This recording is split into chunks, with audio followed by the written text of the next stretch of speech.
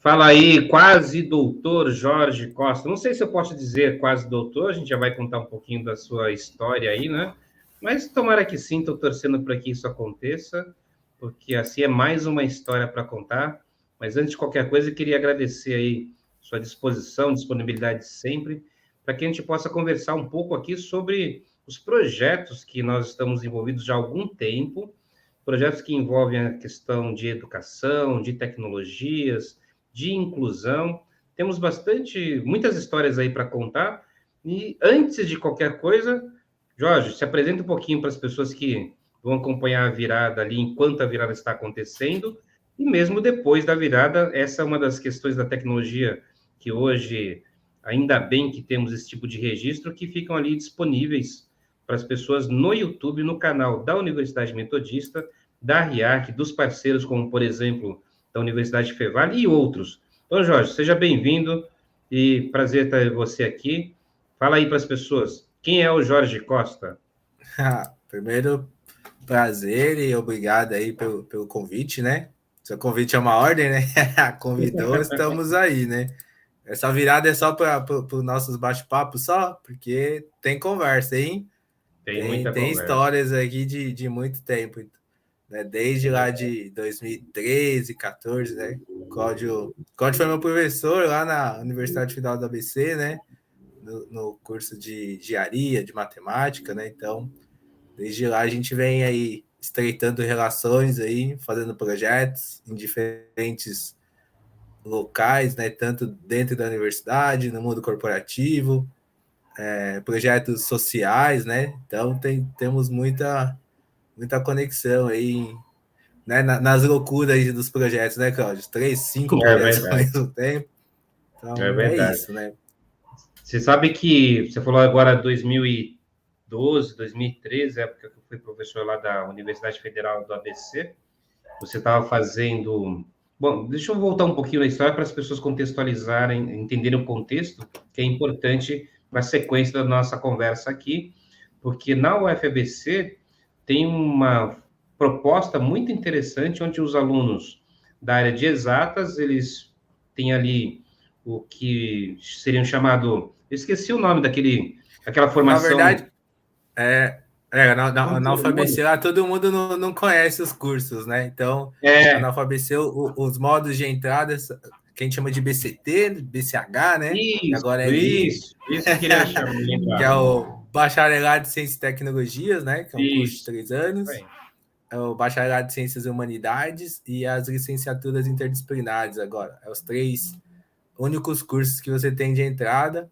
E depois, né? Ou no meio do curso, né? Naquela loucura lá da universidade, e aí você faz os cursos pós-BIs, né? Então, quem entra pelo Bacharelado de Ciência e Tecnologia, que é o BCT, ele pode fazer todos os cursos lá na área de exatas, né? As engenharias, a ciência da computação, área de biológicas, né? Biologia, neurociência.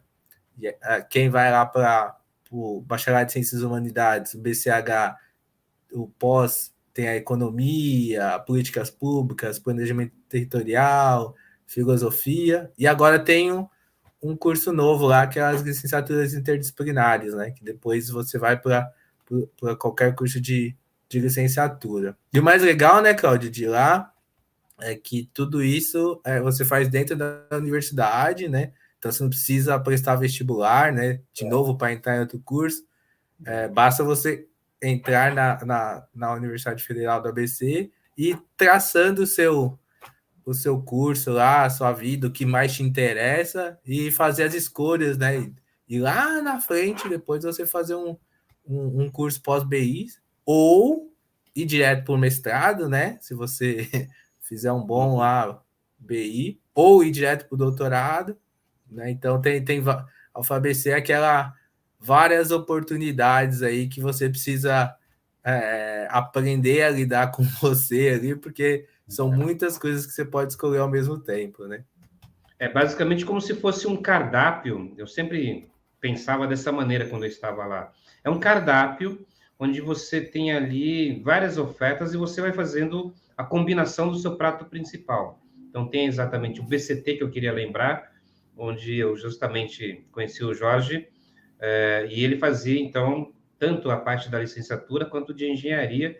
A gente vai avançar um pouquinho aí daqui a pouco para falar do trabalho dele, mas só para contextualizar um pouquinho também, esse trabalho bem interessante, começamos nossa relação lá atrás, nesse contexto mais da universidade, da UFBC especialmente falando, e que já naquele momento, 2012, 2013, tinha essa perspectiva de projetos que poderiam ser implementados ali no contexto da área de atuação, no caso matemática, que era dava de matemática à época, e também nessa perspectiva também da UFBC, que é bem interessante, que eu acho que é uma das primeiras universidades públicas federais, não é, Jorge, que já tinham ali uma semente dessa perspectiva de trazer alunos da escola pública para serem inseridos um certo percentual. Então, tem um projeto na UFBC muito interessante, e foi nesse contexto que nós nos conhecemos,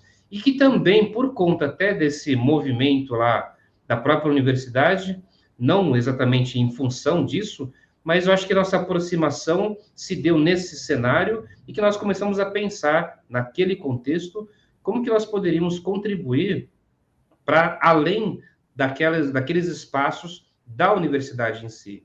E lá surgiu, acho que o primeiro projeto que nós fizemos, né, Jorge? Estamos aqui lembrando um pouquinho nessa parte histórica, porque vamos chegar a 2022, mas é importante ver, inclusive, a evolução do que foi aquela proposta bem embrionária mesmo, que à época chamamos de Matemáfrica. Acho que foi por aí, mais ou menos, esse início dessas aventuras, dessas jornadas, não é, Jorge? Foi. Acho que foi lá numa disciplina, né? Evolução dos conceitos matemáticos. Que a gente teve aula com uma pessoa lá que chegou, que falou que não ia dar prova, que não acredita em prova, que acreditava em projetos. E falava assim: olha, vou dar algumas aulas, vou dar uma bagagem científica tecnológica para vocês. E final do quadrimestre, né? Que lá na UFABC são 12 semanas de aula, eu quero um trabalho. O tema você escolhe, você se vira aí, eu quero um trabalho no final do quadrimestre. E aí a gente trouxe essa demanda, né? Eu, no caso, estava com você à noite, e o Daniel, né, que era o nosso amigo aí também, que também fazia matemática e engenharia de energia, estava fazendo de manhã. Então a gente trouxe essa demanda, né, e esse questionamento, né, professor? A gente precisa escrever na época, a gente está interessado em escrever qual que é a contribuição da população negra para a matemática, né? Exatamente. E a gente precisa de ajuda, E aí? Ajuda nós aí. Foi bem isso, né? Essa disciplina, a evolução dos conceitos matemáticos, foi mesmo. E aí, a partir daí... A disciplina em si era interessante porque eu precisava trazer ali, do ponto de vista, já que a disciplina tinha esse nome, a essência histórica da matemática. E eu não peguei uma vertente grega, né, eurocentrista. Eu peguei exatamente, naquela oportunidade, a evolução dos conceitos matemáticos, conceitos da matemática, a partir da referência da África, não é? E trazendo para os dias de hoje, né, desse processo evolutivo. E ali que o Jorge, o Daniel e o Gabriel também, e por isso eu pedi para o Jorge contextualizar um pouquinho, eles estavam fazendo licenciatura em matemática, em engenharia, eles estavam fazendo ali o cardápio que a universidade permitia, e por isso que o Jorge estudava num horário, o Daniel em outro, o Gabriel em outro ainda também ali, mas a gente se encontrou na temática e resolvemos, então, eles resolveram propor esse tema, e por isso teve o desdobramento matemática. Acho que foi mais ou menos assim, não é, Jorge? Foi. A gente fez uma pesquisa bem grande na época, né? Acho que na internet não tinha muito esse tema, era um tema pouco restrito, pouco estudado também, né? A gente demorou para encontrar materiais, né? Os materiais em português mesmo, só lá na BPN, né? Na Associação Brasileira de Pesquisadores Negros, que na época a gente também não conhecia, então foi bom que a gente conheceu outras personalidades. E lembro também que o nosso trabalho, ele foi... A gente ganhou um prêmio, né? De menção Uhum. honrosa no congresso que a gente foi de matemática. Então, foi um tema bem legal, assim, uma época bem legal, que a gente fez bastante coisa, né? A gente tinha feito o É, site, a gente tinha mapeado foi. tudo que tinha no Brasil todo sobre essa temática, né? E era bem embrionário, e nos cursos de licenciatura, especificamente no Brasil, praticamente não era tocado nesse assunto. Então, era um tema muito novo aqui no Brasil, né? Uhum. E nessa linha ainda de raciocínio, também outros desdobramentos na própria universidade, né? Como, por exemplo, a partir desse cenário, também do trabalho desenvolvido e tudo mais, que surgiu já à época a necessidade de uma disciplina que trouxesse outros aspectos da parte da população negra em si, da história da matemática na sua essência africana, e que o Jorge liderou, não é, um movimento quase na universidade para inserir uma disciplina, né, acho que na graduação mesmo, não é isso, Jorge? Foi, Ou foi, é, foi, foi. Acho que foi o Coletivo Negro, né, da faculdade, coletivo negro? Coletivo Negro É. Vozes, né, que a gente fez uma pressão, o movimento foi bonito, foi uma pressão mesmo na universidade, no curso, né, para inserir a temática, porque acho que nós estamos numa virada da educação, todo mundo lembra da Lei 10.639, né, que é obrigatória a história, o ensino de história da África, africana e indígena, em todo Uhum. nível de ensino, né? E os cursos de licenciatura da UFABC, no caso, na época, ele não estava nem no projeto político-pedagógico, né? Então, houve uma discussão bem grande e veio a proposição, né, das disciplinas, né? Que foi aí um caminho longo. Então, para quem quer saber bem os detalhes aí, se você colocar na internet aí, procura questões raciais na Universidade Federal da ABC, disciplina, né? Então, vários meios de comunicação fizeram várias reportagens, não tão legais quanto a gente na época, né, Claudio? Foi. Não foram tão legais assim, mas a UFABC, ela foi referência, né? Acho que foi a primeira universidade no Brasil em ter duas disciplinas no curso de licenciatura em matemática para discutir a questão racial e discutir a formação dos professores. Eu acho que todo esse movimento que teve dentro da universidade, apesar dos perrengues, acho que foram essenciais, se tornaram referências para outros cursos. Então, outros cursos, tanto do Estado de São Paulo quanto de fora do Estado de São Paulo, remodelaram seus cursos. Hoje tem disciplinas que discutem essas questões étnico-raciais na matemática, né? Então, acho que é muito importante para a formação dos futuros docentes, né, que vão retornar para a sala de aula, de ter um espectro maior, né? Acho que não só a disciplina, né? A gente pode comentar também dos artigos, né? A gente tem aí artigos tanto no campo nacional e internacional, né? A gente escreveu 2020, né? Dando um pulo, depois a gente volta. A gente tem dois artigos super importantes também em revistas internacionais. Umas que a gente fez um levantamento dos cursos de licenciatura em matemática, específico no estado de São Paulo, o que é o currículo, o projeto político-pedagógico dos cursos estavam fazendo em referente a isso. E outro artigo que a gente fez foi um levantamento dos livros didáticos, né, do Programa Nacional do Livro Didático, né? A gente avaliou alguns kits, né, desse conjunto para ver o que tem, o que está sendo feito, o que não estava sendo feito. Então, esses dois artigos a gente super recomenda aí, vocês procurarem aí, o Cláudio vai deixar em algum lugar aí na virada da educação, em algum lugar aí para vocês baixarem aí, dar uma lidinha, dar uma criticada, né, escrever outros sobre a temática, né? Acho que tem bastante coisa aí, né, Cláudio?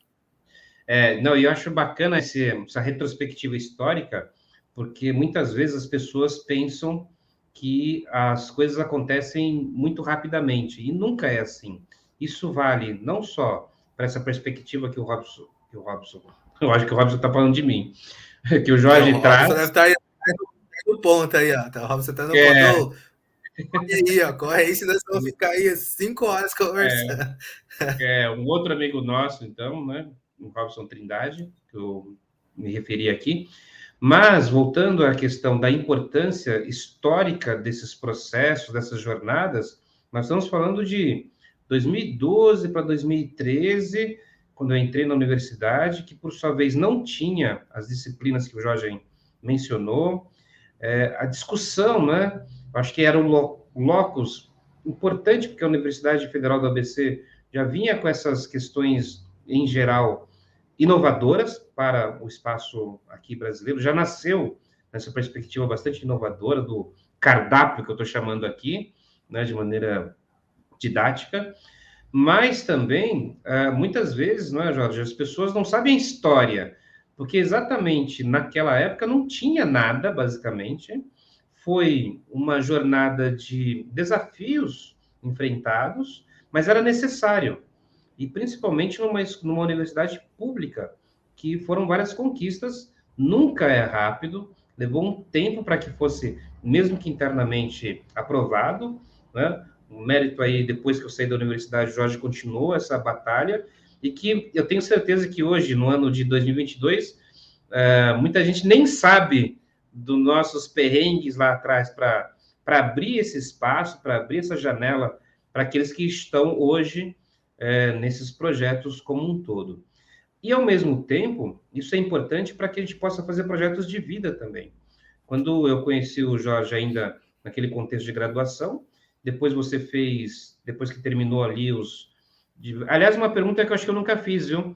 No final, você saiu com quantos títulos lá da universidade porque tem a licenciatura em matemática, tem engenharia, daqui a pouco você conta, porque depois ele fez o mestrado também e agora retornou à universidade para fazer o doutorado, né? Eu estou dando um salto histórico apenas para contextualizar como é uma batalha diária e como nós temos que ter essa perspectiva de persistência, mas também de olhar para o futuro e fazer o que é necessário ser feito hoje.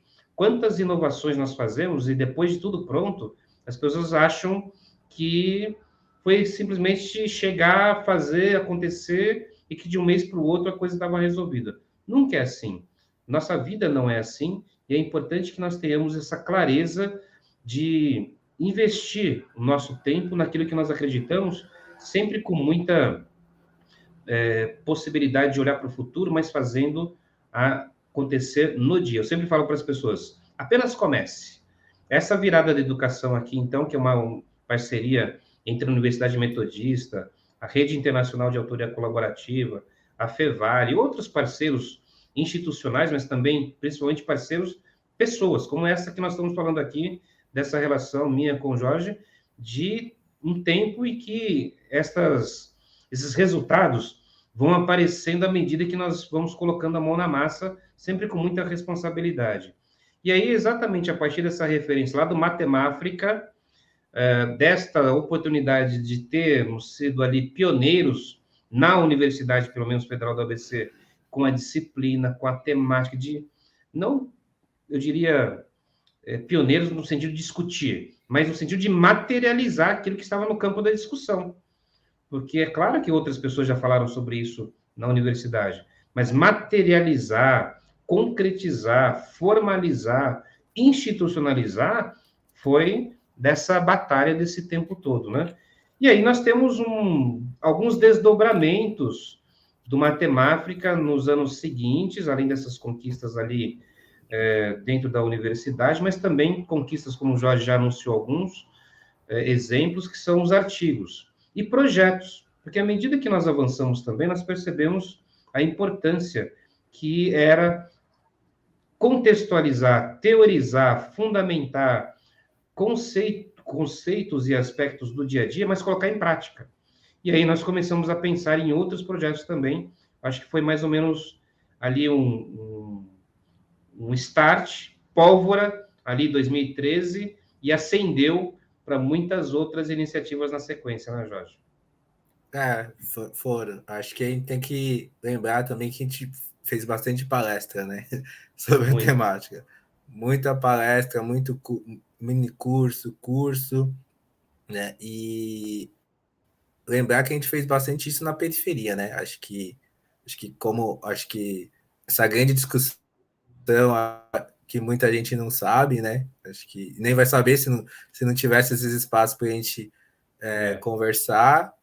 Quantos mini cursos a gente veio praticamente aqui, por exemplo, vamos dar um exemplo aqui para a Zona Sul, né? Aqui no cursinho Carolina de Jesus, ou lá na Rede Butu com o Rafael, nas escolas públicas que a gente fez aqui na Zona Sul, né? Que onde a gente tinha acesso.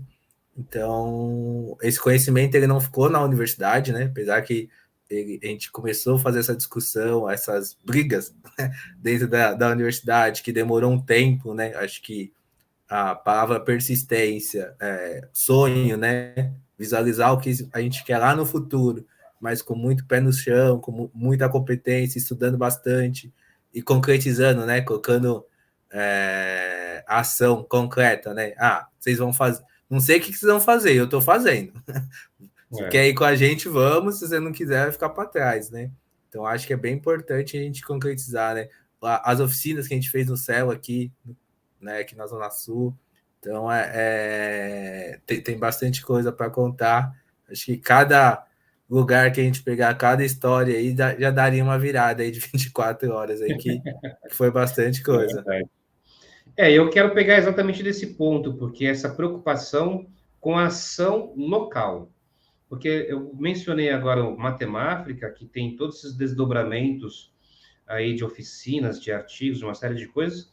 Eu vou dar um salto aí, Jorge, também, então, temporal, para a gente poder avançar, e vamos chegar no Tecnodiversidade, que nós, ao aproveitarmos essa experiência de campo e de aproximação de um determinado cenário, em 2018, se eu não me engano, começamos, então, o Tecnodiversidade, que tinha como uma premissa básica os dados que nós coletamos anteriormente. Nós já sabíamos daquela realidade específica, mas não tínhamos informações.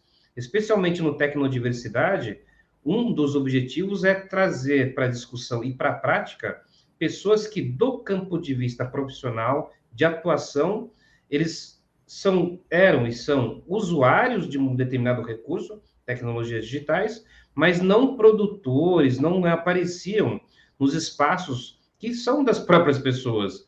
Então, nós trouxemos para o Tecnodiversidade uma situação onde nós, que é o que o Jorge mencionou, pudemos levar formação, recursos, apresentar aquilo que nós já fazíamos no nosso trabalho, tanto na universidade quanto nas corporações, onde, por exemplo, a título de ilustração, mulheres na tecnologia. E esses dias, viu, Jorge, me lembrei que nós tivemos também, estou na dúvida se 2018 ou 2019, mas a visita das meninas do Rio Grande do Sul, que vieram para São Paulo por conta do projeto Tecnodiversidade, que à época tínhamos um apoio da Microsoft, mais especialmente de uma ex-orientanda minha, Maria Sol Alves, e nós, então, pudemos trazer também essa discussão sobre a ausência de mulheres na tecnologia do ponto de vista de produção de games, desenvolvimento de aplicativos, e começamos, então, no Tecnodiversidade, a trazer esses cenários da exclusão digital dessas pessoas no campo de atuação. A questão da exclusão, da não participação do negro nas tecnologias digitais, dos indígenas, enfim, tinha um cenário ali que permanece até hoje, né, porque é bastante recente, mas nós fomos e fizemos, eu diria, uma história ali também em 2018, 2019 com Tecnodiversidade, justamente porque fomos a campo, especialmente no Tecnodiversidade, além dessa lembrança que eu tive aqui da visita, acho que eram 10 ou 12 meninas lá da Universidade de Fevale, que vieram a São Paulo. Eram 15. Nossa, eram muito 15. Meninas. Muito bacana. Elas até hoje lembram dessa história. Tem um depoimento aqui na virada de uma das meninas que esteve aqui à época, Blanda, E é bacana, né, a gente olhar para essa história e ver que nós conseguimos avançar, não na velocidade que gostaríamos, mas pelo menos colocar algo em prática. E Tecnodiversidade, então, ele foi até 2019, presencial, oficinas com universidade, com as escolas públicas, palestras, artigos. Acho que um dos grandes, né? Acho que das grandes ações, acho que para o pessoal entender, né? Tem essas ações lá dentro da Microsoft, aqui em São Paulo, né? Então, a gente não está falando de qualquer lugar. E ao mesmo tempo a gente está falando lá das oficinas, né? Lá no Céu Capão Redondo, né? Se a gente olhar, são os extremos, né? Se a gente pegar lá, a gente tem a empresa, a gente tem o céu lá dentro aqui da Zona Sul de São Paulo, né? Então, a gente nessa interligação, né? Universidade, empresa, né? E espaços públicos, né? E espaços públicos não espaços centrais. Eu acho que o Tecnodiversidade trouxe essas experiências e principalmente trazer, não só tirar o pessoal, né, da periferia, mas levar o projeto em si lá para a periferia, usar esse espaço, como a gente usou lá o Céu Capão Redondo, que tinha mais de 30 computadores, né? Fazendo site, vídeos animados, games, então, né, a parte de robótica, né, e muitas coisas que o pessoal não tem acesso, né, então fazendo esses treinamentos, esses cursos para as pessoas, então foi bem bacana também porque não tinha idade, né, então a gente via o pessoal lá do Fundamental 2, né, até as pessoas mais experientes, né, não os idosos, mas as pessoas mais experientes da vida, então foi um projeto, assim, muito consistente, assim. Participamos, acho que era meio que uma feira de ciências, né, que teve no final de semana também, que tinha ali muita coisa. De arte. Então, teve muita coisa. interessante porque essas experiências, nós estamos falando agora do ano de 2018 e 2019, e que entramos no ano de 2020 com a perspectiva, no caso do Tecnodiversidade, de expandir o projeto. Ou seja, nós já tínhamos ali uma experiência de campo, também das restrições, muitas vezes, né? Quantas vezes fomos impedidos de fazer mais por questões estruturais, por questões ali, enfim, de não permissão de horários, de participação das próprias pessoas, não é? O que eu chamo de uma atitude bastante perversa, porque você mencionou o fato de era um grupo que nós tínhamos ali da UFBC, alunos como o Jorge, que já nem era mais tão aluno assim, mas da PUC também de São Paulo, que essas pessoas, a Microsoft com a Marisol e outras pessoas, que nós íamos nos lugares. E, ou seja, levar aquilo que nós tínhamos como trabalho no dia a dia, era sempre de final de semana, então as pessoas deixavam de fazer alguma coisa para a própria família, às vezes, para ir até esses locais para levar algum tipo de conhecimento técnico, de programação, de games, de desenvolvimento de games, de robótica, e fazia com certeza ali a diferença na vida dessas pessoas em termos de ampliar os horizontes das pessoas que participaram, tanto de nós que íamos até os locais para ensinar as pessoas a criar produtos, artefatos digitais, mas as pessoas ali que pelo menos poderiam falar, puxa, agora eu sei que existe, agora eu sei que é possível, agora eu amplio aqui, e claro, depende de cada pessoa seguir adiante ou não. Mas eu quero avançar um pouco mais, então, no tempo, que tem a ver com essas histórias anteriores, porque chegamos, então, a 2020. E 2020, março de 2020, o mundo praticamente ficou ali estarrecido, né? Porque eu lembro, dia 15 de março de 2020, foi o dia que eu deixei as atividades presenciais por conta da Covid-19, da pandemia, e especialmente no caso das ações das universidades, paramos praticamente por 2 anos. E exatamente nesse momento, o Tecnodiversidade não podia ir a campo, por conta da situação, mas nós começamos a fazer um outro trabalho também, basicamente sempre as mesmas pessoas liderando, o Jorge uma delas, E ali no finalzinho do primeiro semestre de 2020, nós criamos a iniciativa de convidar pessoas que queriam, que gostariam de escrever um artigo e publicar na Amazon.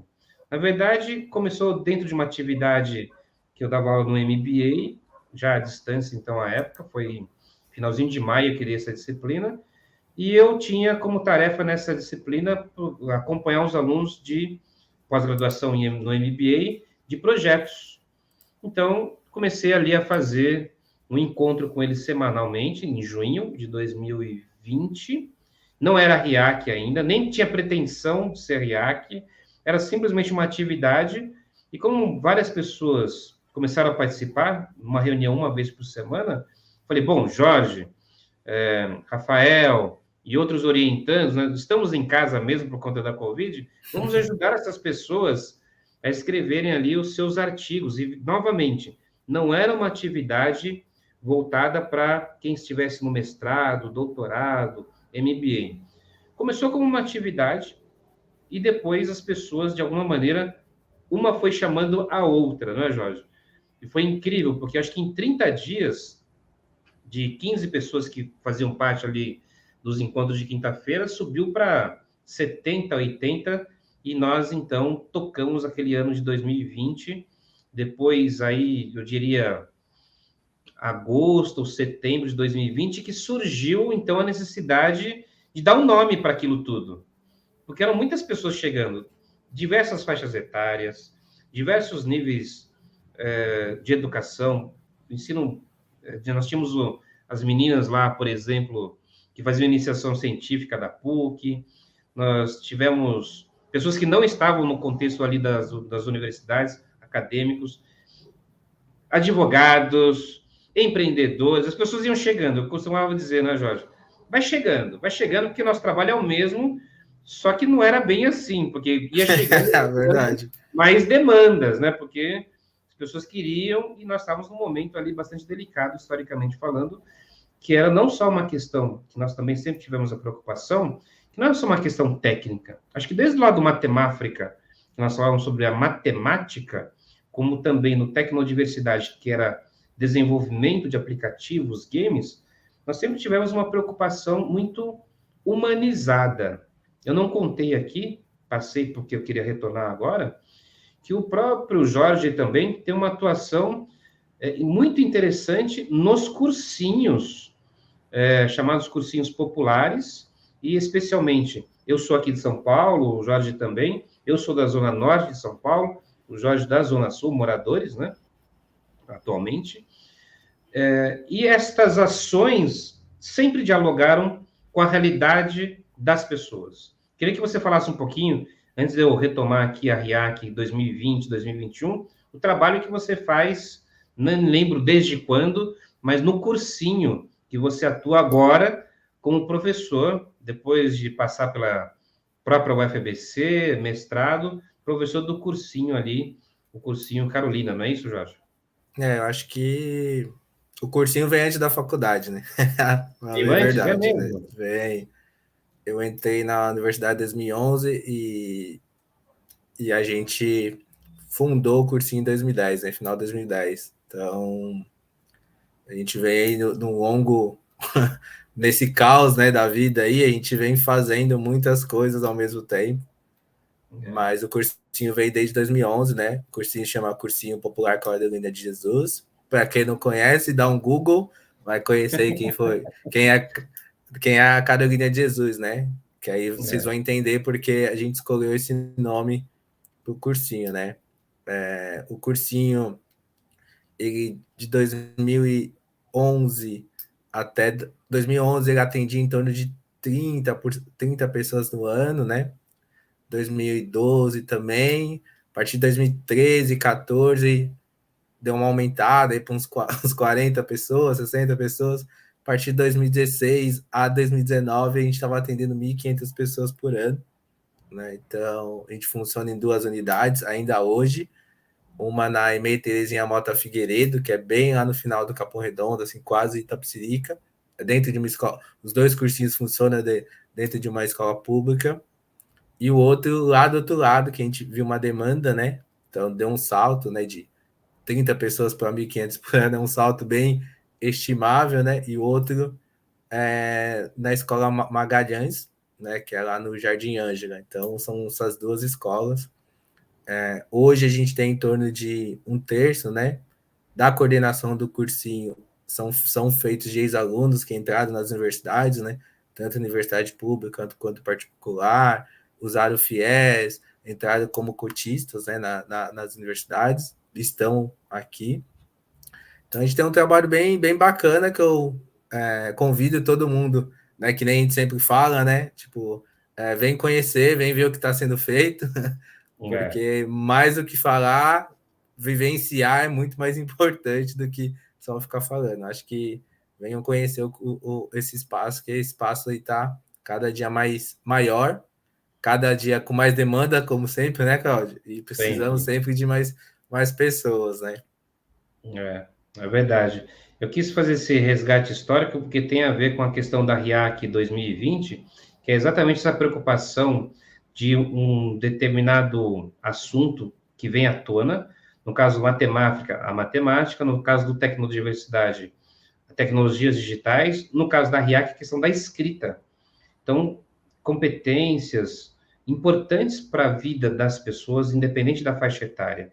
E não abordarmos ali a RIAC 2020 nessa perspectiva de produção de artigos, então, um dos resultados, eu diria apenas um dos resultados, mas assim, eu diria mensuráveis, não é? Produtos, foram 4 livros que foram publicados em 2020 com a participação, se eu não me engano, nós chegamos ao final com mais de 100 pessoas e nesses 4 livros que foram publicados, estão aí disponíveis também na Amazon. E o interessante desse movimento todo, uma das coisas é que o produto final é um livro, mas o processo é um outro produto. Se nós olharmos para essa realidade, quantas pessoas lá de 2020 que tiveram um despertar da sua própria existência, da sua própria participação na sociedade. Isso a gente não consegue medir, não é, Jorge? Porque o livro, a gente diz lá, 4 livros, tantos artigos, isso é mais objetivo. Mas a transformação que essas pessoas começaram a ter, por, de alguma maneira, nunca pensaram que poderiam escrever um artigo. Nunca pensaram que poderiam escrever um artigo e fazer parte de um livro. Nunca pensaram que poderiam escrever um livro, um artigo, participar de um livro e publicar na Amazon. Quantos desdobramentos tiveram essas pessoas nas próprias vidas pessoais, acadêmicas, profissionais, por conta daquela nossa iniciativa? Eu acho que um dia até a gente precisa fazer um resgate histórico aí de depoimentos, porque foi muito significativo, até pelo momento histórico. Era o primeiro ano da pandemia, muitas incertezas de quando voltaríamos ao presencial, pessoas ali que, de certa forma, eu posso afirmar para você, viu, Jorge, que nós começamos na quinta-feira, depois era quinta e sábado, depois quinta, sábado e Na segunda-feira. segunda. Tal era a necessidade das pessoas se reunirem no virtual. E eu acho que ali nós fizemos, de alguma forma, a diferença naquele momento na vida daquelas pessoas. Você não acha que é por aí? Não acho não, tenho certeza. Né? A gente teve pessoas do Brasil e do mundo, né? A gente tinha brasileiros nos Estados Unidos, tem brasileiros na Espanha, que acompanham a gente até hoje, que estão na RIAC até hoje, né? Com todo o É, fuso horário, com todas as problemáticas da vida de cada um. Acho que a RIAC, naquele momento, ela foi um projeto que agregou muitas pessoas, né? Porque na época da pandemia, né? A gente estamos ainda na pandemia, ainda não acabou, uhum, mas naquele momento que ninguém sabia o que fazer, estava todo mundo distante, todo mundo dentro da sua casa, momento de solidão, a gente, sem querer ou querendo, a gente juntou as pessoas, né? A gente agregou as pessoas. Quantas amizades saíram dali, quantos namoros surgiram de lá também. também, né? Então, quantas relações de pessoas, né? Sem contar as relações profissionais que aconteceram também nesse meio termo, né?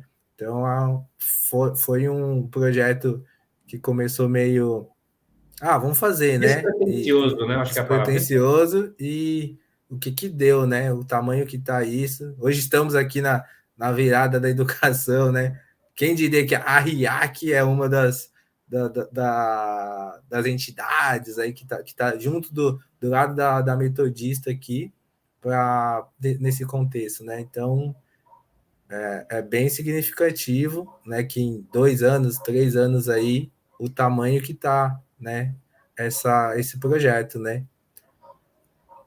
Exatamente. E pegando aí essa linha histórica ainda, nesse meio tempo, outras conquistas também pessoais, não é? O Jorge, por exemplo, nesse meio tempo, eu costumo dizer, além de tudo isso que nós fizemos sempre de maneira não só profissional, mas também voluntária, todos eles, e nesse meio tempo ainda conquistou um mestrado, né, Jorge? Aí nessa, não tinha muito o que fazer, né? Avançou, fez o mestrado e chegamos então a 2021, que Fiz MBA também, tem um e MBA aí, tem um também, MBA de gestão de projetos, a gente não tinha nada a fazer, né? A gente fez o mestrado na USP, fiz o foi, MBA também na USP, tem algumas certificações na área de projetos aí. Você também esqueceu que a gente colocou um congresso, lembra? Online, em congresso em 40 pé, dias de pé. é mesmo, Em 40 dias, né? Então, a gente fez. Não foi tinha um nada para congresso, fazer, né? Dentro de casa. é mesmo. Não, é interessante tudo isso, porque as pessoas também, elas muitas vezes não sabem, né, o que acontece nos bastidores, e o que nós estamos aqui tentando fazer um resgate histórico é para dizer que a vida é assim mesmo. Então, não fizemos muito além, não somos super-homens, não é nada disso, mas fizemos o que tinha que ser feito. E esse tempo, né, 2013 para cá, veja, são praticamente 10 anos nessa nossa relação aqui.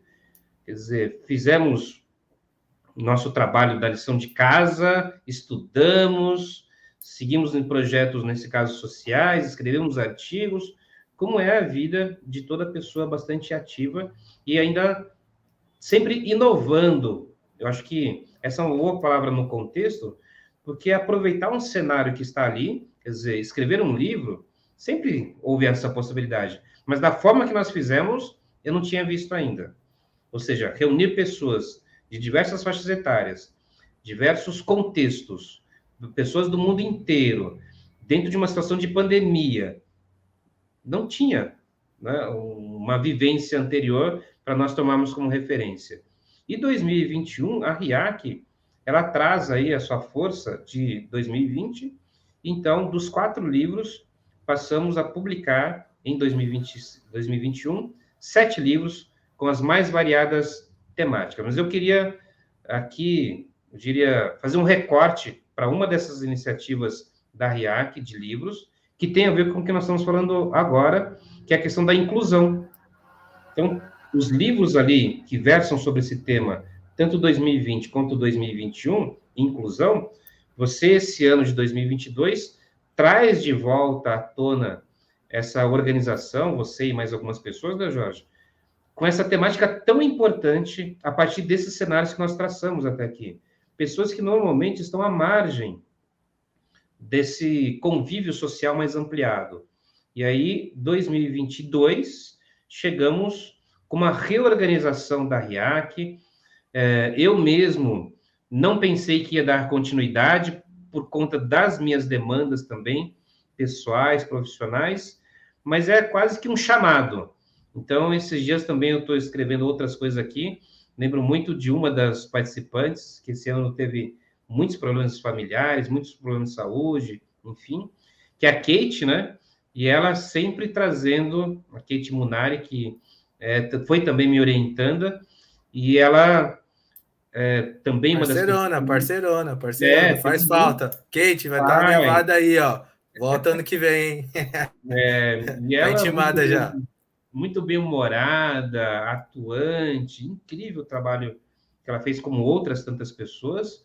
Mas eu estou falando da Kate especialmente porque ali, 2020 e 2021, já que ela não está participando agora de 2022, nessas questões de organização, de formação, a Leliane também com um trabalho muito incrível voltado a pessoas surdas, né? Então, o tema inclusão tem a ver com essa nossa atuação histórica que nós estamos fazendo aqui hoje. Essa temática ela é muito relevante e muito cara dentro da RIAC, e esse ano de 2022 nós temos também um dos livros que vai sair nessa temática, não é isso, Jorge? Eu acho que a temática democracia, diversidade e inclusão, né, que foi o que a gente começou em 2020 pela RIAC, acho que é o único livro que sempre vai ter na RIAC, porque tem muitas pessoas escrevendo, né? É um tema muito caro para muitas pessoas, né? Acho que é também importante a gente reforçar aqui que a maioria das pessoas que escrevem também nessa temática não são acadêmicos, né? Então, normalmente não tiveram a oportunidade de fazer uma universidade, né? E nesse contexto, falar que também a gente não está vendendo o céu vazio, né? Né? Como falar, né? A gente tem uma proposta muito bem definida desde 2020, né? Que a gente veio construindo com várias mãos. O Claudio lembrou da Kate, né? Super importante. A Liliane, que a gente apelidou de marronzinho da RIAC, né? Que ela que é a nossa especialista na BNT para tudo. Então, o Alexandre, entre outras pessoas, né? Tem um modelo muito bem estruturado, né? Um material muito consistente, feito por muitas pessoas da área de educação ou não da área de educação que escrevem, né, há muito tempo, que estão na academia, né, que acompanham todo que é a jornada do herói, né, Cláudio? Cláudio que gosta de sempre falar da jornada do por herói. Por isso que eu falo daí, eu ia entrar nisso, por isso que eu chamei ali a Kate, né? Mas você já antecipou muito bem. Né, nessa jornada aí desses meses, né, de maio, junho até outubro, novembro, né? Que todo mundo fala, não vai dar para fazer, não consigo, nunca escrevi, mas é muita norma, é muito chato, que não sei o que, não consigo. E quem se predispõe e tem a oportunidade, né? No momento da vida que deixa a participar desse projeto, vê o final, né? E o final, eu brinco que é sempre o começo, né? Porque a gente termina ali e as pessoas veem outras oportunidades, tanto dentro da vida delas, de fazer outras coisas, de escrever a bibliografia, né, que a gente já teve aí aqui dentro da RIAC, entre outras possibilidades, né? Eu acho que é bem interessante também, quem não conhece a RIAC, dá um Google lá, RIAC, né, e venha participar, venha colaborar aqui dentro do projeto, né? E depois a gente dá spoiler, né, que esse ano vai ter um livro aí só de alunos e alunas do ensino médio, né? Essa é uma novidade também.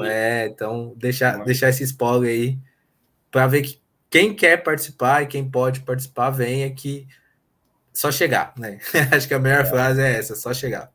E é exatamente isso, né? Você lembrou muito bem a questão da estrutura da RIAC, ou seja, não é qualquer conteúdo, tem um processo de formação, como eu disse, lá no Matemáfrica, nossa preocupação era a questão até da etnomatemática, a questão da matemática, os aspectos ali da matemática africana, era um elemento, eu diria, norteador do Matemáfrica. O Tecnodiversidade, ele veio com a questão da tecnologia ou das tecnologias digitais no centro ali como recurso para as pessoas aprenderem e utilizarem no seu dia a dia.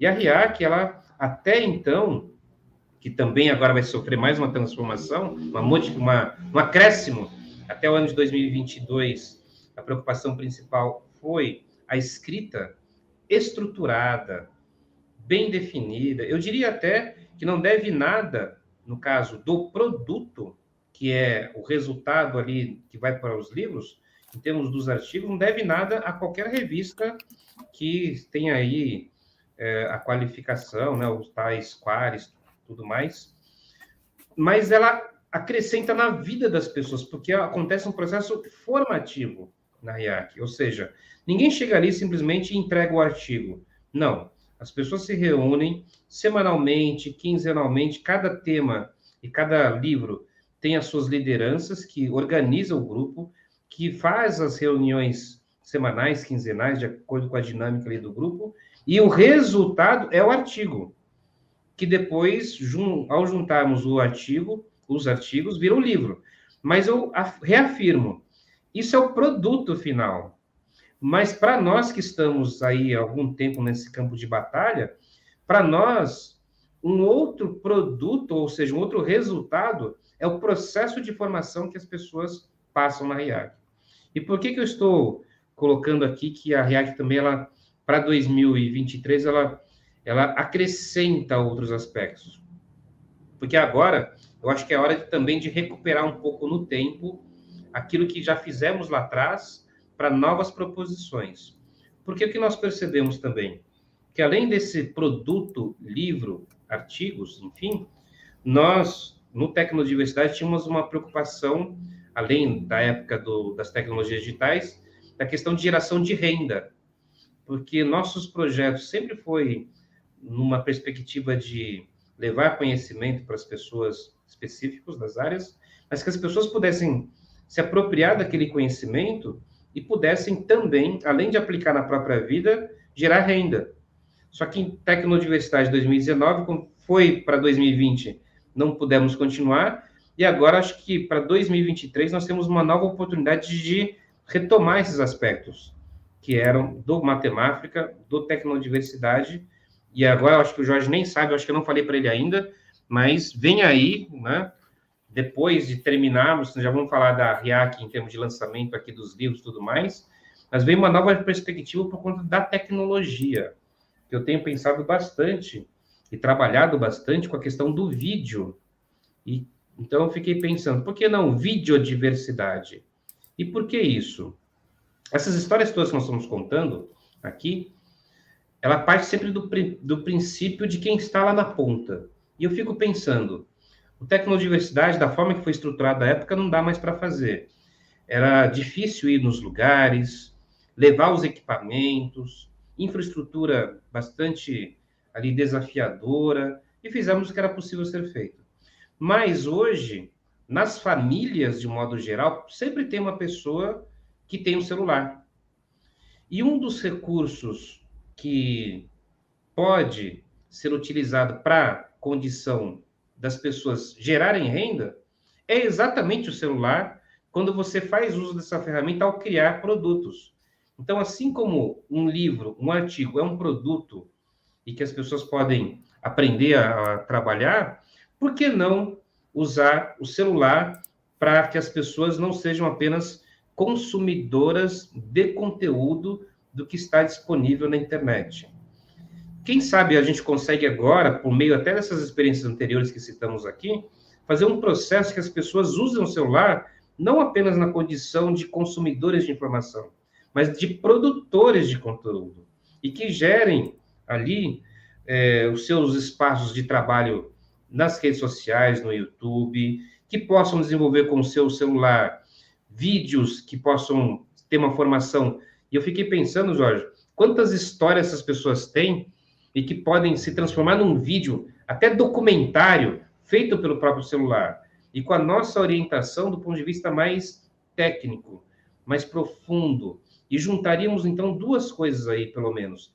A preparação dos vídeos no formato de roteiros, de scripts, de tudo aquilo que faz um vídeo ser profissional, com o produto em si sendo contado pelas próprias pessoas desses projetos todos. Então, as pessoas poderiam agora aprender a preparar roteiros, scripts escritos de uma determinada história e aprender a usar essa ferramenta celular de uma maneira profissional. Eu acho que esse é um próximo desafio, um próximo passo para a RIAC 2023, mas também esse modelo aqui da virada educacional. Porque eu fico pensando, este evento virada 24 horas da educação pode ser feito até mesmo 100% com o celular. Nós já temos, né? O Jorge lembrou bem, eu tinha pulado mesmo ali o evento que fizemos em 40 dias, Build International Academy, e também o próprio RIAC e tantos outros eventos, nós adquirimos uma expertise de como lidar com o vídeo. O vídeo no formato de, aqui, né? No caso, transmissão de um evento webinário, vídeo podcast, vídeo entrevista, vídeo documentário, tem tanta coisa que nós nos apropriamos que hoje, para fazer até mesmo um evento de 24 horas, a gente fala, tá, como se fosse a coisa mais natural do mundo, né, Jorge? Para nós. É, né? Mas aí eu Hoje é, fico, essa semana eu hoje é mais fiquei, tranquilo, né? as pessoas falam assim, mas como? Mas como? Eu falei, gente, nós vamos fazer assim? Nossa, é muito complexo.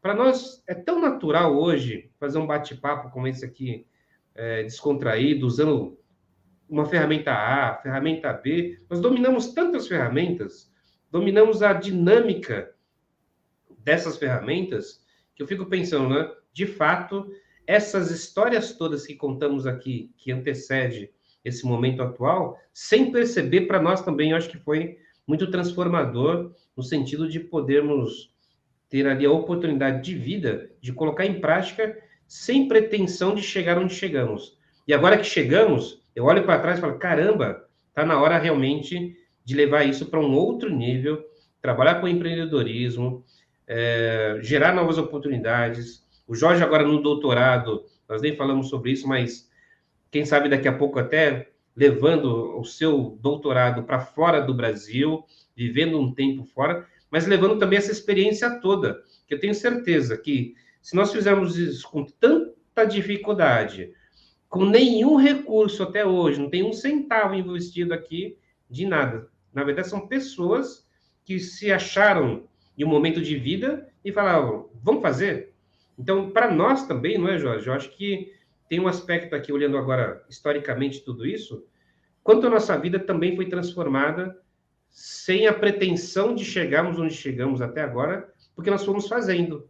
E ao olhar para trás nessa minha reflexão, falei, caramba, hoje eu faço um evento de 24 horas, como se fosse a coisa mais tranquila do mundo, e a maioria das pessoas nem sabe como é que acontecem os bastidores disso tudo, né, Jorge? Eu acho que é, as nossas vidas foram transformadas, né? Nesse processo aí, porque a gente conversou com muitas pessoas, né? Acho que foram muitas histórias, foram muitos momentos de, felizes e não felizes, legais e não tão legais, né? Mas a gente trouxe. A gente aprendeu muito, né? Acho que as pessoas têm muita dificuldade assim em compartilhar histórias, de conversar, de estar aqui que nem hoje a gente está aqui, né, fazendo esse bate-papo, né, que principalmente no meio acadêmico, né, as pessoas têm muito, acho que é tudo muito segredo, né, tudo meu, assim, que eu não consigo compartilhar, que não deveria ser, né, e nesse processo, acho que uma coisa que você usa bastante é despretensiosa, mas foi ao mesmo tempo muito planejamento, né? De muita técnica, de muito estudo, né? Que as coisas que normalmente não estão na frente, né? Acho que muito estudo, muita técnica, muita busca por conhecimentos novos, diferentes, que a gente normalmente não tinha, né? E a gente não tem.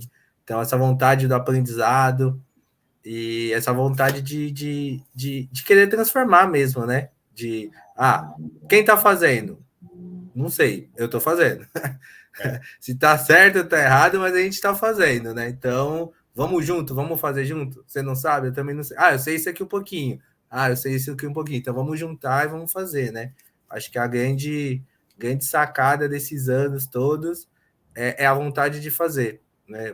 Vontade de colocar os projetos na rua, vamos ver o que dá, vamos atrás, vamos buscar parcerias, vamos ver quem outras pessoas que sensibiliza com essas temáticas e vamos fazer, né? Fazer acontecer.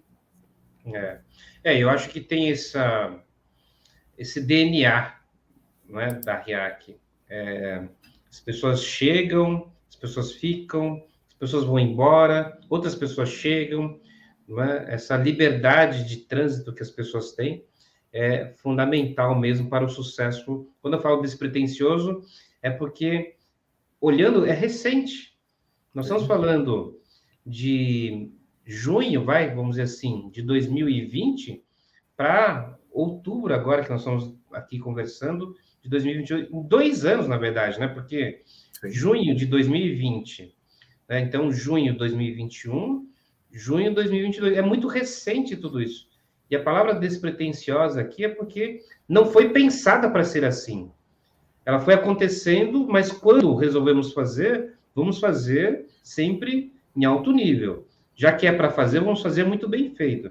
E o processo hoje que a RIAC tem de formação, que é complexo, porque existem ali temáticas, que por sua vez têm os organizadores, que por sua vez eles têm liberdade para fazer ali a organização com o grupo, mas ao mesmo tempo essa liberdade está pautada nas ações anteriores de prazos, de normas da BNT, de estrutura de artigos, de revisão por pares. E quando eu falo complexo, é nesse sentido da formação mesmo.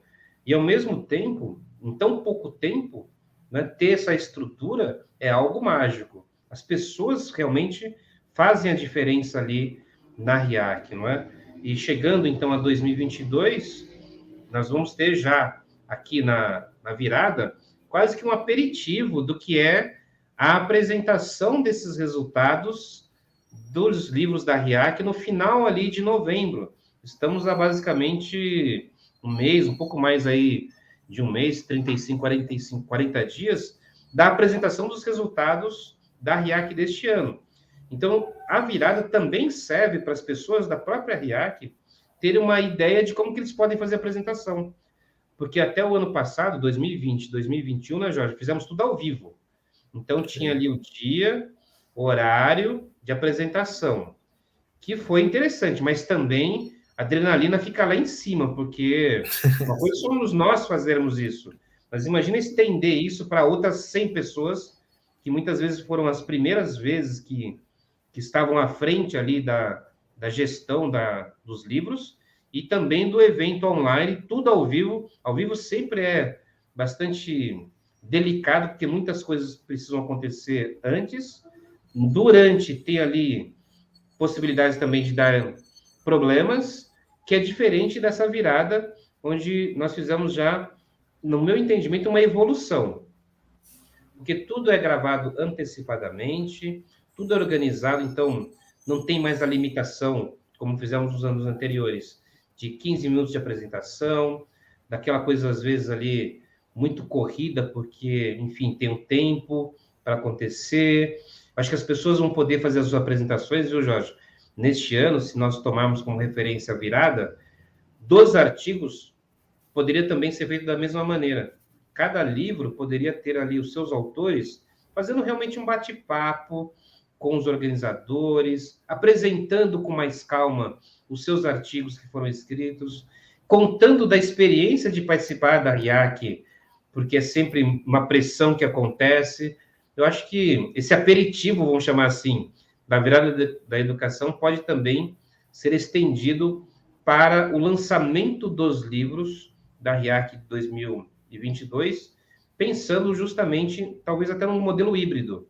A maior parte dos conteúdos sendo gravados antecipadamente e não impede de, no dia do lançamento dos livros, ter ali também algumas atividades, eu diria, ao vivo, mesclando, né, o híbrido do ao vivo, no caso híbrido, com o gravado, que pode ser bem interessante também, né? Aliás, as pessoas podem acessar riac.com.br, que já está sendo preparado ali, já está sendo atualizado para 2022, e 2020 e 2021 já tem todos os conteúdos disponíveis lá para quem quiser saber um pouco mais de como foi a dinâmica, como foi o processo.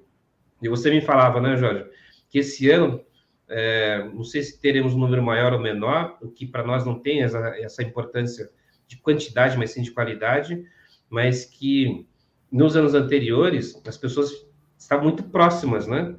Porque tinha pandemia e a gente também estava ali todos os dias quase com elas, 3 dias na semana.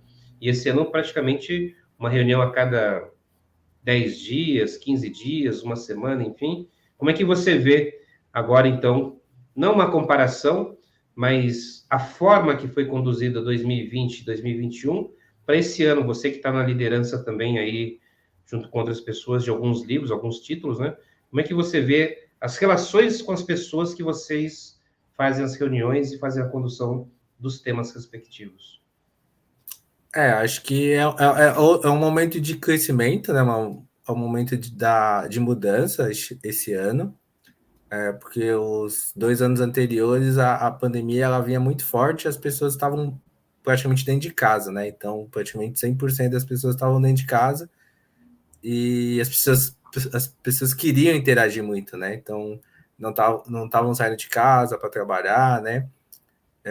Nesse ano de 2022, meio que a vida ela praticamente voltou o que era 2019, né? Então as pessoas estão em momento, na verdade as pessoas estão se reconectando, né? Elas estão se descobrindo, é, não dentro de casa, né? Então são momentos diferentes, né? Mas a gente consegue hoje já dar uma avaliada, acho que principalmente no crescimento das pessoas, né? Que estão nesses anos dentro da RIAC, né? Então, se você, as pessoas mesmo comentam, né? De como ela escrevia em 2020, lá no começo, né, antes, como que terminou o artigo, o capítulo dela em 2020, como terminou agora em 2021 e como tá agora em 22, né? Que o processo está mais fluido, né? Entenderam mais a dinâmica, reclamam menos das questões burocráticas, né? Das questões da norma da BNT. Então, a gente consegue enxergar que as pessoas que estão participando, né, que já participaram, estão no segundo ano, já amadureceram bastante. Tem pessoas que pegaram o projeto para desenvolver projetos de mestrado, né, e entraram em grandes universidades aqui no Brasil, né, aqui em São Paulo e no Rio de Janeiro.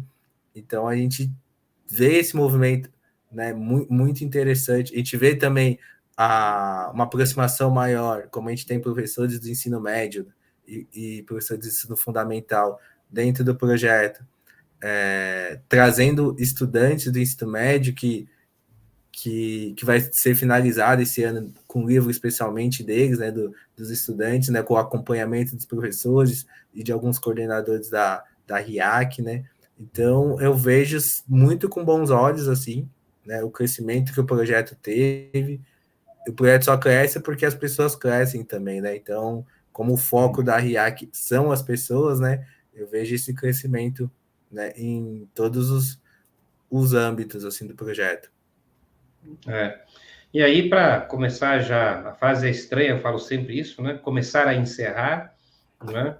Já que trouxemos até 2022, como que você, dado inclusive que a RIAC passa 2023 para uma outra dinâmica, onde o artefato, livro, artigo, escrito, ele também vai acontecer, mas vem agora essa minha perspectiva de incluir aí, em termos de produção, por exemplo, vídeos documentários, né? Que eu acho que vai ser algo bem interessante, porque as pessoas vão poder contar as próprias histórias dentro, de novo, né? Não é qualquer forma de contar histórias. Contar histórias por meio de uma estrutura de mini documentários, vamos chamar assim, onde tem começo, meio e fim, onde tem depoimentos, onde as pessoas vão poder aprender a editar vídeo usando o celular, para não ter uma necessidade de pensar em investimento de equipamento, e que muitas vezes as pessoas, quando começam a fazer, hoje nós temos essa clareza, talvez sempre tivemos, que as pessoas, ao aprender a escrever um artigo e publicar um livro, não é só isso que está em jogo. Quantas pessoas, né, Jorge, falaram e se emocionam, e por consequência também nos deixam muito emocionados, de pessoas que têm ali 70 anos e nunca tinha pensado que seria possível publicar um livro, mas que tinham isso com uma vontade ali interna e que não tinha sido desenvolvida. Então, tem uma série de componentes, como eu tenho dito aqui, que não é só a produção do artigo ou do livro em si. E eu tenho comigo que produzir mini documentários de 10 minutos, mas com uma estrutura, começo, meio e fim, contando a sua própria história. Quem sabe, estou pensando ainda, que as pessoas possam criar documentários em formato de vídeos na estrutura do Jornada do Herói. Não é? São ideias apenas por enquanto, mas eu vou fazer alguns nos próximos 30, 40 dias para servir de referência inicial. Talvez eu conte Bom, não vai dar para eu contar, né, em 10 minutos as histórias, porque é muita história. Vai contar a história da RIAC aí, ó. Posso contar a história da RIAC né, dentro de uma estrutura da jornada do herói, né? Que, de certa forma, se a gente pensar na jornada do herói da RIAC, foi um chamado, não é? No momento de pandemia, e no primeiro momento eu falei, não vou fazer, não vamos fazer, né? Que é o primeiro momento da jornada do herói, é um chamado, e muitas vezes você nem sabe que é um chamado, mas é um chamado. E que no momento inicial você fala, não vou fazer, mais uma coisa para eu fazer, no caso, a recusa do chamado. E depois vem todo um desdobramento. Se eu pegar a própria estrutura da jornada do herói, pode ser uma perspectiva interessante para contar a história da RIAC, que sirva de referência para as pessoas contarem as próprias histórias de vida. E aí, pensar numa formação onde essas pessoas escolhem, sempre tem um momento dessas pessoas na própria vida que elas gostariam de registrar pelo olhar dessas próprias pessoas. Então, pode ser um exercício interessante, porque avança na questão da escrita e não é excludente, mas é uma outra forma de também contar histórias, e aí pensando em termos de tecnodiversidade, né, em termos de tecnologias, em termos de mundo, porque o mundo hoje também tem a coisa do vídeo muito forte. Então, são ideias só para dizer que 2023 vem novidades aí. Eu acho que 2022 a gente não sabe o número ainda de artigos, de livros, mas também nunca foi a preocupação quantitativa da nossa parte. Mas acho que 2023, se a RIAC já se consolidou com uma proposta estruturada, bem documentada, propositiva, com produtos, 2023, que veio o boom aí dos vídeos agora, com o investimento até das grandes plataformas que já tinham investido, como TikTok, Instagram, agora o YouTube vem com seus vídeos curtos também. Então, é um momento histórico, e eu diria que as pessoas que estiverem por aí e quiserem participar, nós vamos entrar num outro ciclo. Estou bastante animado com essa perspectiva. E aí, para finalizar, queria que você olhasse para o futuro, então, Jorge, dessa história que nós contamos aqui, né? Com certeza esquecemos de muitas coisas, mas é que é tanta coisa. Mas para você agora fazer um exercício aí de futuro, como é que você vê a RIAC, sei lá, para os próximos 5 anos, 10 anos, em termos de participação de pessoas, de alcance? É um exercício de futurologia. Como é que você vê essa perspectiva da RIAC? A futurologia é, acho que o universo, né? A gente pegar o universo. Acho que se a gente pegar um projeto despretensioso em 2020, no ano que o mundo parou, e ele tá desse tamanho, acho que por mais previsões que a gente faça, por mais sonhos loucos, pensamentos loucos que a gente tenha, vai ser bem maior do que isso. Não tem como medir, né? Ano que vem entra nos vídeos, o desenvolvimento para você fazer um vídeo, né?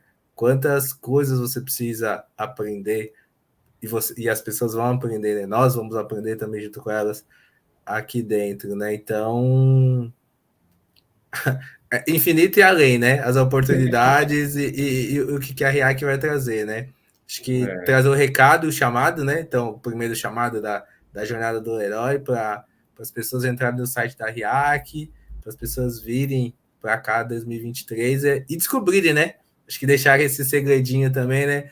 Como que vai ser a RIAC 2023, né? Deixar esse aperitivo aí, esse gostinho aí para as pessoas virem descobrir também com a gente aí, 2023. Com certeza. Bom, bate-papo sempre muito bacana. Esse material, como eu disse aqui da nossa conversa e outras todas, fazem parte da virada educacional.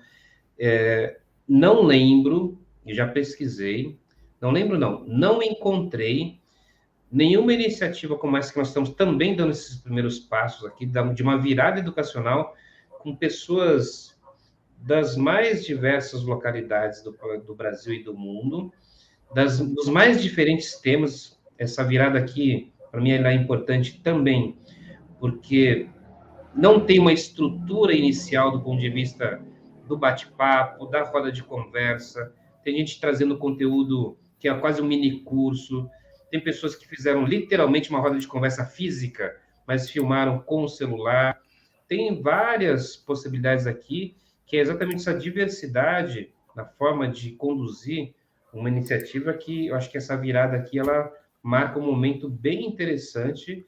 No final de novembro, temos o lançamento dos livros da RIAC, que provavelmente já vai estar um pouco também nesse formato aqui, mas aí com a apresentação dos autores dos artigos propriamente ditos, né? E bacana, porque a gente vai olhando assim e fala, caramba, né, dá para pensar num legado mesmo, né? Eu sempre penso para mim mesmo, qual é o legado que a pessoa tem para o mundo? Qual que é o propósito, né? E eu acho que a gente tem sido muito bem sucedido nesses dois aspectos, quando a gente olha para trás e olha, qual é o nosso propósito, então, de vida? E qual é o legado? Né? Se a gente pegar só essas referências que nós colocamos aqui, nós já fizemos, né, um trabalho onde o nosso legado já está impresso. É quase que uma digital nossa na vida dessas pessoas, que muitas delas a gente nem sabe, né? Porque, eventualmente, uma pessoa ainda liga, manda uma mensagem, e outras tantas que também são eternamente gratas, mas a gente nem fica sabendo por questões da vida mesmo. E aí, para encerrar, então, agora, Jorge, eu queria que você desse uma mensagem final nessa perspectiva do que você vê, não é, como um profissional da área da educação também, mas também trabalhando com gestão de projetos, agora aí praticamente encaminhado para a fase do final do doutorado, já com a pesquisa e exercícios e testes, né? Agora uma questão de contagem regressiva, colocar a ampulheta mesmo ali O e, time ligado já, o time ligado aí, contagem é, regressiva. e que as instituições façam parte dela para você terminar logo esse doutorado e seguir aí também os seus sonhos. Então, eu vou passar aqui uma vinheta, são 10 segundinhos só, e aí você volta com a sua mensagem final, ok? Ok.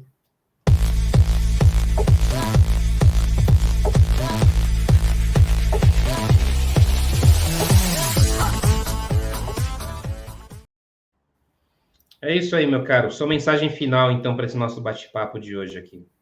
Então você que está aí em casa, está ouvindo, está pensando aí o que fazer, como fazer, o porquê fazer, se vou fazer, venha conectar com a gente, vem para a RIAC, vem aprender e vem ensinar, vem conversar, vem distrair, vem junto com a gente aí que a gente tem bastante coisa para fazer junto.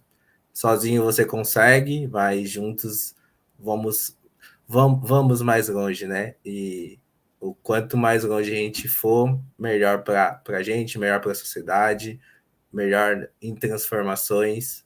Então é isso, né? Vem com a gente, vem juntinho. E como eu digo sempre, né, nesse tipo de mensagem que você traz aí, eu sempre falo para as pessoas, apenas comece. E eu falo para mim mesmo, porque no primeiro movimento eu falei, eu vou fazer. O que eu vou fazer com essa virada aqui? Vou fazer. Eu não sabia como fazer ainda. Mas à medida que eu começo a fazer, as coisas também vão aparecendo. E essas parcerias ao longo da vida, né, nesse tempo todo aqui, demos vários exemplos, é que viabilizam o como. Porque quando você tem o que fazer, então participar da RIAC, vem e participa. O que é para fazer? Bom, nesse momento nós estamos terminando os livros. Ano que vem, o que fazer? Vídeos e livros? Como fazer? Não precisamos ter todas as respostas. Apenas comece. Então, da minha parte também, essa mensagem de começa. E as respostas virão, não é? Acho que essa é uma mensagem importante porque nós temos aqui inúmeros desafios. Em nenhum momento falamos que era fácil, que era rápido. Acho que deu para ter um pouquinho da noção dos embates que tivemos ao longo desse tempo todo, daquilo que deu certo, do que deu errado, do que teve continuidade, do que mudou, do que não teve condições mesmo de avançar, mas esta é a vida E aí eu queria agradecer, então, essa parceria de vida também, que encontramos ali em 2012, 2013. Eu nunca lembro, viu, gente? Eu já falo sempre. Mas o importante é que tem uma história muito bacana aqui, que vocês puderam acompanhar um pouco nessa nossa trajetória, e que está por vir aí muitas outras coisas, estão por vir muitas outras coisas interessantes para nós contar, continuarmos a contar causos e histórias. Então, Jorge, super obrigado pela parceria de vida, pela parceria nessas iniciativas também, e vamos em frente. Então, obrigado, valeu, e obrigado também pela disposição e da disponibilidade de estar aqui quase 1h30, né, para a gente fazer essa... Acho que é a primeira vez que a gente faz essa recuperação desta maneira aqui, olhando um pouco, que a gente sempre fala. Tivemos a oportunidade ontem de também encontrarmos outras pessoas que faziam tempo que não víamos, né? Então, essa coisa do presencial, das ações que foram impedidas de acontecerem também interessante. E essa virada, embora uma virada educacional online, quem sabe a gente possa fazer, que nós acreditamos nisso, uma virada daqui a pouco híbrida, presencial, online, porque nós não temos aqui preconceito nenhum com pessoas, com tecnologias, com faixa etária, e de repente a gente está dando mais um passo no sentido da inovação. Então, fica bem e vamos em frente. Obrigado, Jorge. Obrigado.